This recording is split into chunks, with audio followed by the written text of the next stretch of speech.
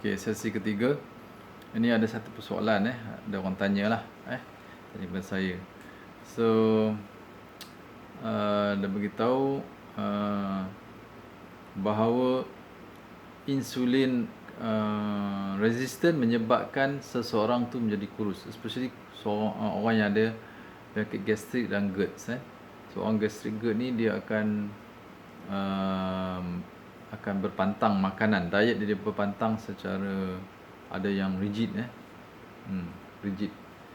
So dia kaitkan bahawa yang menjadi kurus disebabkan oleh pertama insulin resistant. Maksudnya gula tak dapat diserap secara optimal dalam sel. Kita makan karbohidrat tapi tak dapat diserap. So dia berkumpul dalam darah, dia tinggilah dalam darah kan. Satu. Yang kedua, bila dia amal makanan-makanan yang kurang karbohidrat kan. Jadi kuranglah kalori yang diambil, jumlah kalori yang diambil. Jadi secara automatik pun menyebabkan bertambah lagi cepat badan bertambah kurus. Okey, begini sebenarnya insulin resistant adalah peringkat kencing manis peringkat awal ataupun pre-diabetes, dipanggil pre-diabetes. So insulin resistant sebenarnya berlaku pada orang yang gemuk, especially gemuk bahagian tengah, central obesity, bahagian abdomen macam buah pear, macam buah pear. Macam orang lelaki buncit kat perut, kalau perempuan dia macam buah pear kan, dekat bahagian pinggul perut kan, besar kat situ. Itu menunjukkan seseorang ada masalah insulin resistant. Bukan insulin resistant menyebabkan kurus, tapi kalau berlaku secara persistent, lama, gula tinggi dalam darah sehingga gula tak boleh turun kecuali kena makan ubat. Maksudnya kena makan ubat hospital lah, ubat metformin ke ataupun jab insulin kan, cucuk insulin. Itu dah dikira penyakit diabetes kan. Kalau dia mengalami penyakit diabetes yang lama di mana gulanya tak dapat dikawal dengan baik kan, walaupun dia makan ubat jab insulin tapi gula tetap tinggi disebabkan dia tak kawal pemakanan kan. So gula dia sentiasa tinggi. Ini boleh menyebabkan berat badan menyusut juga selepas mungkin beberapa tahun kena penyakit diabetes yang kronik. Bukan pada peringkat awal. Peringkat awal biasanya orang pre-diabetic atau insulin resistant, badan dia gemuk, central, bergemuk bahagian tengah, macam bel, loceng ataupun buah pear, gitu.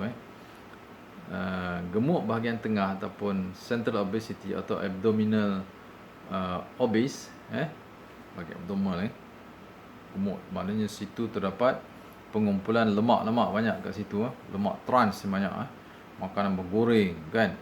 Ini yang menyebabkan gangguan metabolik pada sel kita, dan lemak ni tak dapat distribute all over the body kan. Dia berkumpul pertama dalam darah kan, menyebabkan perubahan profil lemak darah secara tak sihat, secara negatif. Maksudnya total kolesterol naik, kolesterol jahat naik, kolesterol baik turun kan. Lepas tu lemak dia, triglyceride pun naik. Ini yang tak bagus. Alright, disebabkan minyak sayuran yang diproses, margarine, shortening, trans fat, non-dairy creamer, makanan bergoreng, minyak recycle yang banyak kali yang gelap tu, itu semua boleh menyebabkan gangguan metabolik di mana berlakunya insulin resistant dan insulin spike. Insulin resistant maksudnya insulin spike lah. Insulin tu tinggi lama dalam darah, menyebabkan gula yang diserap ke dalam sel ditukar kepada molekul lemak, disimpan sebagai lemak dan dia tak digunakan sebagai tenaga dengan efisien, begitu. So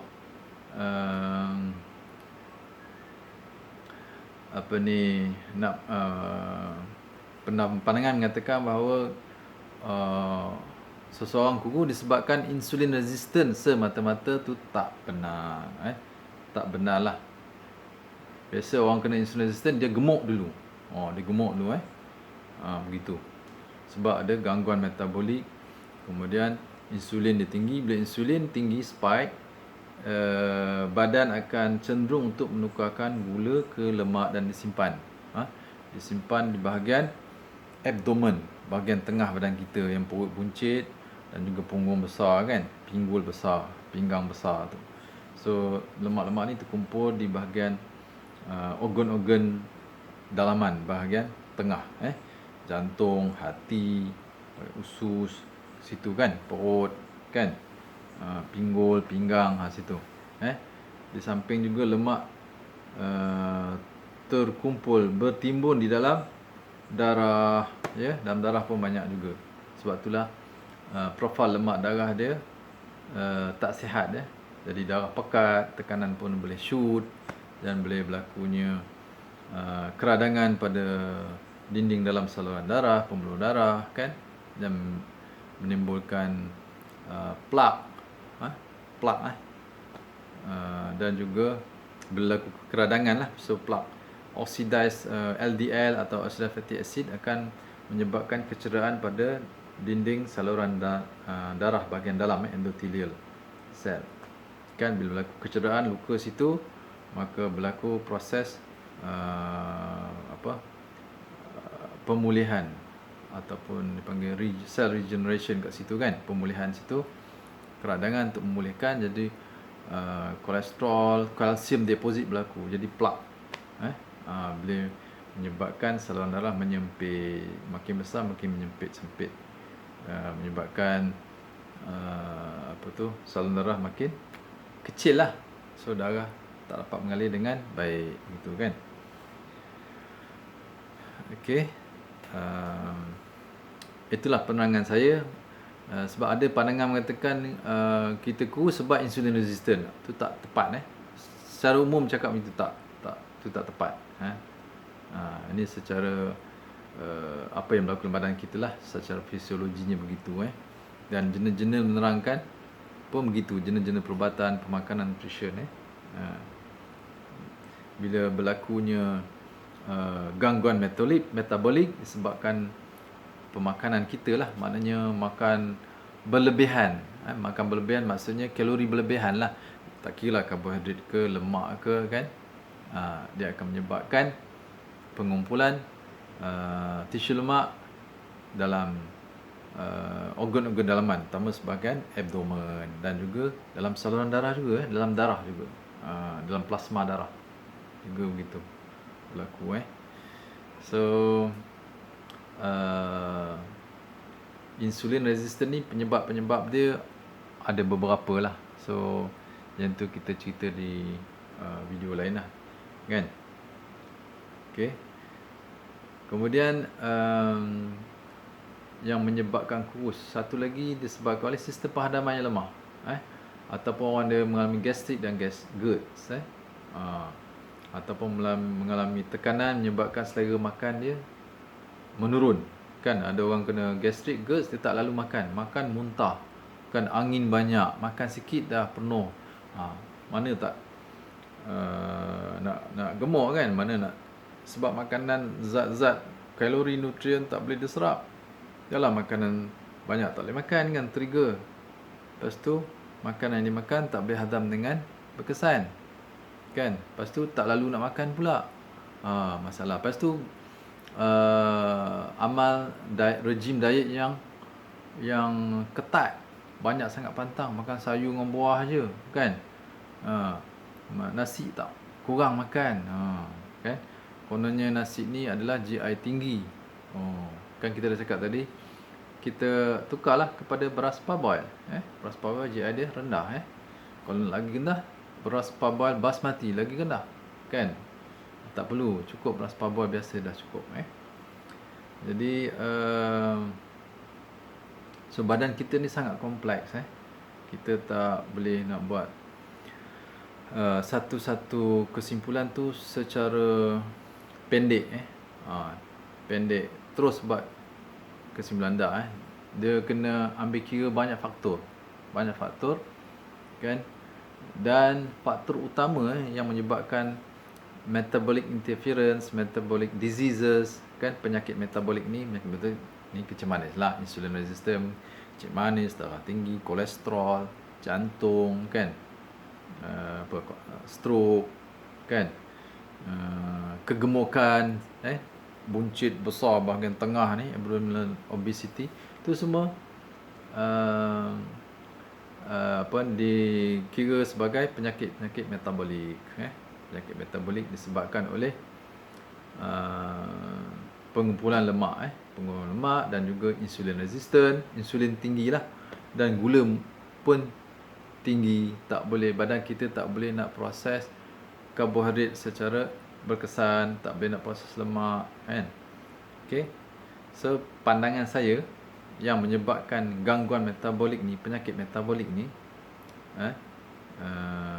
secara khususnya kerintangan insulin yang menyebabkan macam-macam penyakit tadilah, kecil manis, darah tinggi, kolesterol, jantung, dan juga kegemukan bahagian tengah perut, bahagian pusat, bahagian tengah tubuh, abdomen, adalah disebabkan oleh minyak sayuran yang diproses, yang diubah suai oleh kilang-kilang. Minyak sayuran RBD, refined vegetable oil, ataupun minyak masak lah, tak kira lah jenis minyak apa pun. Makanan bergoreng, especially makan bergoreng yang menggunakan minyak recycle banyak kali, kan, dah gelap, itu lagi teruk. Sekali minyak kita goreng makanan menggunakan kaedah goreng deep fry, guna minyak banyak, tenggelamkan makanan dalam minyak tu, dan kita masak, kan, suhu boleh mencapai 170 darjah Celsius, kan, dalam masa 5 minit, kan, 10 minit. Itu menyebabkan banyak molekul asid lemak yang teroksida dan terurai,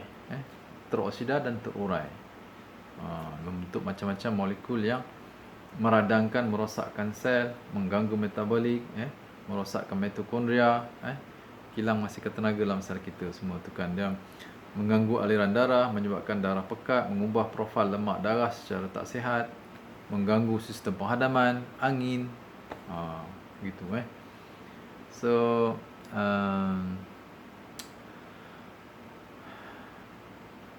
orang risau pasal gemuk, tapi ada setengah orang yang tak boleh gemuk, makan banyak mana pun kurus. Okay. So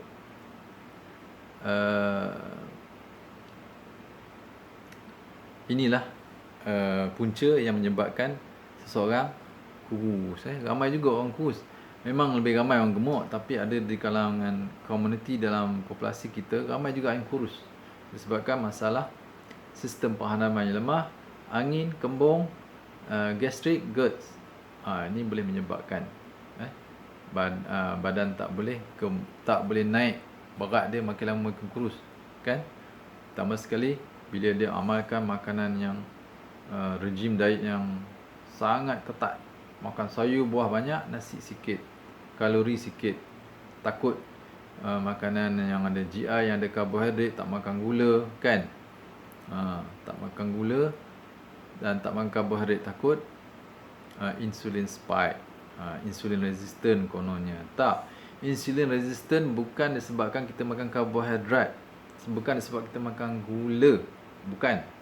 Kalau kita ikut keperluan tubuh kita lah, kan. Bukan. Sebenarnya insulin resistant disebabkan oleh minyak-minyak sayuran yang diproses, makanan proses tu, termasuk emulsifier, saya terang emulsifier yang berasaskan stearic acid, GMS, SMS, kan. Ada beberapa lagi berasaskan stearic acid. Itu pun boleh menyebabkan gangguan metabolik dan juga insulin resistant. Non-dairy creamer, minuman 3-in-1, pewarna, perasa tiruan, semua ni ada bahan kimia larut lemak, yang mana badan kita tak boleh proses, yang boleh mengganggu metabolik, yang boleh merosakkan reseptor sel kita pada membran, kan. Jadi nutrien tak boleh diangkut ke dalam sel, ataupun mitokondria sendiri kurang berfungsi, kan. Kapasiti pengoksidaan kalori menjadi rendah, so Ini semua boleh menyebabkan kita menjadi kurus atau gemuk. Ada orang setengah jadi gemuk, ada setengah orang jadi kurus. Bergantung pada tubuh dia. Especially kalau mengalami masalah penghadaman, ini yang jadi kurus. Kalau penghadaman dia okey, dia selera makan bagus, kan dia boleh proses semua, kan dia boleh tukar karbohidrat, gula yang dimakan jadi lemak, dan lemak memanglah jadi lemak juga, kan. So memang dia jadi gemuk lah. Gemuk bahagian perut dan pinggul, bahagian tengah badan. Yang tu tak sihat. Yang kurus sangat pun tak sihat, yang gemuk bahagian abdomen pun tak sihat. Dua-dua tak sihat. So kita kena rawat gastrik, keradangan dalam perut kita, optimalkan fungsi penghadaman perut kita, usus kita, kan. Baru kita dapat cerna makanan dan dapat serap zat dia. Jadi badan kita jadi sihatlah, bertenaga, kan. Dengan berat yang sesuai dengan ketinggian kita. Kita jangan risau terlalu badan kita berat lebih sikit atau kurang sikit. Itu tak ada masalah. Jangan terlalu kurus atau terlalu gemuk. Itu saja yang ada masalah. Kalau kita amal makanan whole foods alami seimbang, bebas bahan kimia aditif dan juga bebas residu racun pertanian, insya-Allah kita tak boleh terlalu gemuk, tak boleh terlalu kurus, sebab sistem badan kita, organ-organ, tisu, sel kita berfungsi secara efisien, optimal. Tak ada gangguan metabolik, Peredaran darah kita berjalan dengan cantik, elok, lancar, kan. Tidak profil lemak darah kita sihat, positif, sangat baik, cantik. Kolesterol, LDL, HDL, triglyceride semua dalam range normal. Gula pun normal. Dia tak boleh berlaku. Kita makan gula pun kita tidak menyebabkan insulin resistant. Dia tidak convert pada lemak sebab kita guna. Dan kita pun makan tidak menyebabkan kita jadi ketagih nak makan lagi. Ini makan makanan processed food. Minyak-minyak yang proses, gula-gula yang proses, yang menggunakan residu racun glyphosate yang tinggi, ini semua, kan. Ini semua mengganggu fungsi sel dan tubuh kita, organ kita. So konsep makanan sihat ni sebenarnya mudah aja, kan. Kita amal makan macam orang dulu makan, gitu. Mudah. Kita boleh makan semua benda asalkan benda tu alami, diperoleh, ditanam secara alami, bebas bahan kimia, kalau boleh lah, kan. Tapi ada dia punya rahsia-rahsia lah macam mana kita nak buat. Zaman sekarang ni kita nak buat 100% bebas bahan kimia susah lah, kan. Organik 100% pun payah. Tapi yang terlampau tinggi bahan kimia atau racun pertanian, kan, pesticide, herbicide, yang tu kita kena elak, kan. Kalau terlampau tinggi dia akan mengganggu proses dalam tubuh kita, kan, metabolisme dalam tubuh kita dia akan ganggu. Jadi bila kita jaga ni, kita makan gula ke, karbohidrat ke, lemak ke, protein ke, apa semua badan kita boleh proses, kita boleh seimbangkan. Kalau tinggi sikit dia boleh down regulate, kalau rendah dia boleh up regulate, kan. Badan kita ni sangat efisien. Allah Ta'ala dah bagi peralatan yang cukup. Sangat kompleks. Tubuh kita sangat kompleks, macam-macam ada. Tapi kita jangan menyebabkan badan kita lemah kapasiti untuk dia berfungsi, untuk menghasilkan enzim, menghasilkan protein, gene expression, kan, metabolisme, menghasilkan tenaga, mitokondria, perjalanan darah, sistem penghadaman, saraf, hormon, semua ni kena berjalan dengan optima. Optima, ada level, bukan terlampau tinggi, bukan terlampau rendah. Jadi cara je kita amal makanan yang macam orang dulu makan, makanan whole foods alami, makanan yang tak diproses. Itu je. Bukannya kita tak makan gula langsung lah, tak makan nasi, rendah karbohidrat, makan karbohidrat jadi insulin resistant pula dah, macam tu, kan. Kan, kita makan karbohidrat untuk bagi tenaga, fuel. So efficient, kan. Dia tidak menyebabkan insulin resistant. Tadi kita dah sebut makan karbohidrat yang punya GI yang yang sihat lah, beras parboil kan. Kalau gandum kita makan gandum organik. Gandum organik GI dia lebih rendah.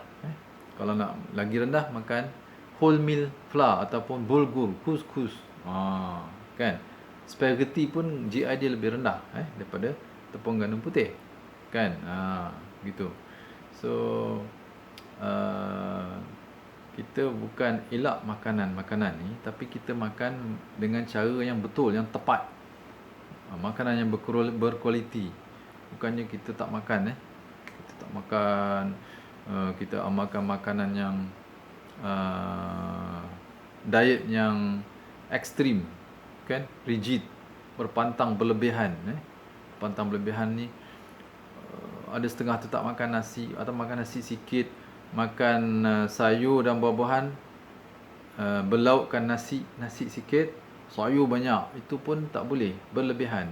Itu akan jadi angin. Begitu. Kan? Right?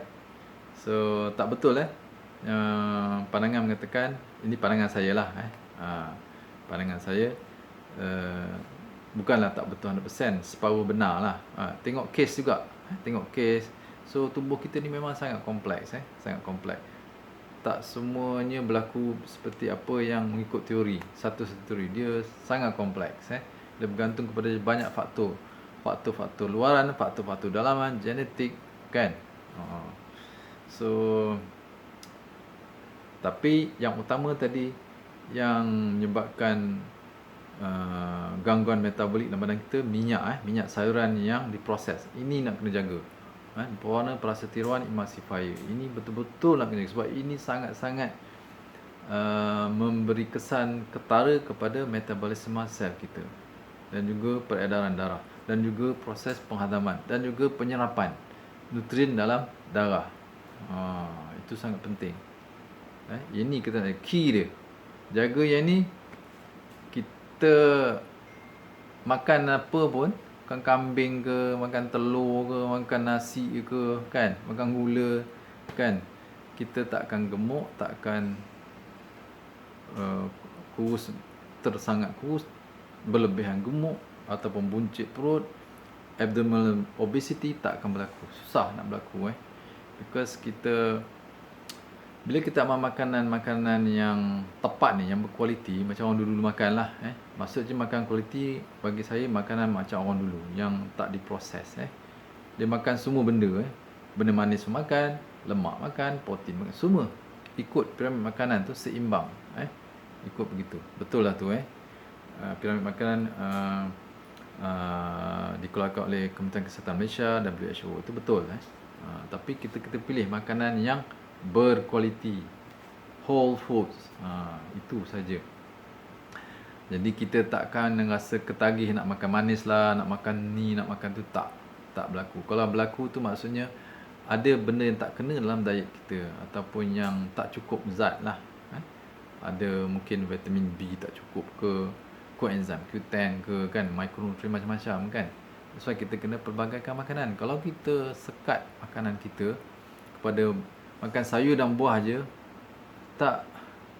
tidak menyihatkan. Long term memang tak sihat. Dia akan jadi angin. Dia mudah jadi gastrik. Orang makan sayur buah berlebihan, kan, banyak makan, nasi sikit, kalori sikit, kan. Ataupun diet yang tinggal terus karbohidrat, dia ambil makan protein, daging dengan lemak, butter, kan, daging dengan ikan, lepas tu kacang.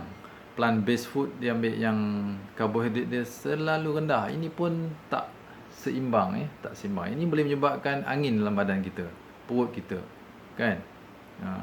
Lebih ekstrim kepada protein dengan lemak ataupun animal based foods, makanan berasaskan haiwan, pun menyebabkan ketidakseimbangan, kan, gangguan juga pada proses penghadaman juga. Sebab ada benda yang tak cukup zat. Ataupun hanya makan plant based food, tak makan makanan berasaskan haiwan, susu tak minum, macam-macam lah, kan. Tak makan telur, kan. Jadi yang ini pun menyebabkan angin, boleh menyebabkan gastrik. Begitu. So kita kena ambil semua makanan. Kita bukan organisma carnivore, macam kucing ke, harimau, singa, dia hanya makan daging, protein kan. Kita omnivore, maserba. Ingat maserba, kita makan serba-serbi. Maknanya makanan berasaskan tumbuhan kita makan, makanan berasaskan haiwan kita makan, dua-dua kita makan. Kita pun bukan orang organisma herbivore macam lembu dan kambing, hanya makan daun, dia boleh proses serat makanan selulus menjadi tenaga, glukos, dan diserap dalam darah menghasilkan tenaga.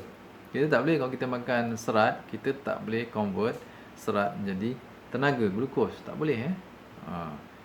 Itu juga kita tak boleh makan daging, lemak aje, tak makan sayur-sayuran, nanti jadi keradangan dalam tubuh kita kan. Kita perlukan karbohidrat dalam jumlah yang diperlukan tubuh lah. InsyaAllah, alhamdulillah, kita amal ni secara seimbang, badan kita akan normal, normal dan optimum energy level. Tak ada angin, tak ada kembung, tak ada gastrik. Yang gastrik ni dia amal diet, dia dah ada gastrik, lepas tu dia amal diet ekstrim, banyak pantang kan. Ini tak boleh, ini tak boleh, tak boleh. Ini makin teruk dia.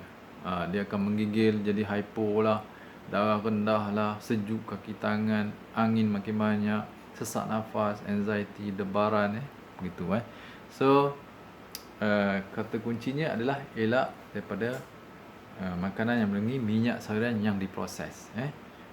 Dan bijirin-bijirin, kalau boleh yang import ni kita ambil yang organik, sebab kita nak elakkan residu racun yang tinggi dalam makanan, begitu. So mudah saja, kita tak adalah nak terlalu rigid ataupun diet ni, diet tu, diet tak ada. Kita tak ada diet. Kita makan, semua kita makan, tapi mengikut prinsip makanan whole foods, alami, seimbang, bebas bahan kimia aditif, sintetik, dan juga bebas residu racun pertanian. Itu secara teorinya nampak macam perfect, sempurna, tapi kita boleh adjustable lah, ikut priority, kemudahan kita nak dapatkan makanan, belanja kita, kemampuan kita kan. Semua kita pilih yang lebih baik kan. Yang ada dua benda yang tak baik, ambil benda yang kurang mudarat. Dua benda yang baik, ambil benda yang lebih manfaat. Mudah, simple gitu. Okey, insya-Allah. Jadi tak adalah kita nak risau tak tentu pasal risau ni lah, risau penyakit tu, risau gemuk, risau kurus, macam-macam risau okey, gitu insya-Allah. Badan kita boleh regulate diri sendiri, self regulate. Kita pun makan tak banyak, 2-3 kali je sehari, kenyang. Sebab kita cukup zat, zat cukup, sistem badan kita semua efisien. Efisien. Alright, insyaAllah semoga bermanfaat. Assalamualaikum warahmatullahi wabarakatuh.